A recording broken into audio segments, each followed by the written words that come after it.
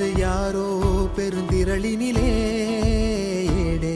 நான் என்பதை வீசி எழுந்தேனே.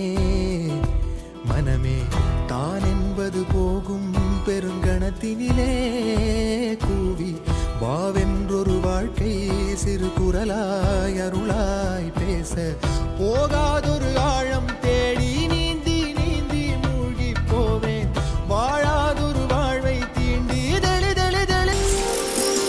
சேற்று தண்ணீரில் மலரும் சிவப்பு தாமரையில் சேறு மணப்பதில்லை, பூவின் ஜீவன் மணக்கிறது. வேரை அறுத்தாலும் மரங்கள் வெறுப்பை உமிழ்வதில்லை, அறுத்த நதியின் மேல் மரங்கள் ஆனந்த பூச்சொரியும். தாமரை பூவாய் மாறேன்